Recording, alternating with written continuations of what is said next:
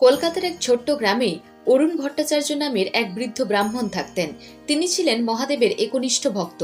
প্রতিদিন তিনি নির্দিষ্ট সময়ে শিবলিঙ্গে জল ঢালতেন, মন্ত্র জপ করতেন ও নিরামিষ আহার করতেন। একদিন গ্রামে দুর্ভিক্ষ দেখা দিল। চারিদিকে খাবারের অভাব, মানুষ অভুক্ত।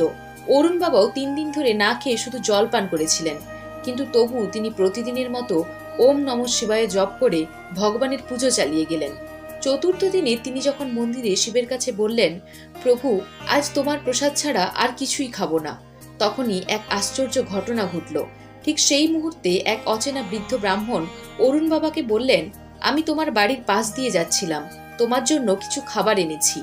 তিনি একটি কলাপাতার মধ্যে গরম খিচুড়ি, শাক ও মিষ্টি দিলেন। অরুণ বাবার চোখে জল এসে গেল। তিনি বৃদ্ধকে প্রণাম করলেন, কিন্তু খাবার রেখে ফিরে আসার সময় তিনি আর সেই বৃদ্ধকে দেখতে পেলেন না। তিনি হন্যে হয়ে খুঁজলেন, কিন্তু কোথাও পেলেন না। গ্রামের মানুষ বলতো সেই বৃদ্ধ আসলে স্বয়ং মহাদেব ছিলেন, যিনি নিজের ভক্তকে রক্ষা করতে এসেছিলেন। এর থেকে শিক্ষা পাওয়া যায়, ভক্তি ও বিশ্বাস যদি সত্য হয়, তাহলে ভগবান নিজেই আমাদের রক্ষা করেন।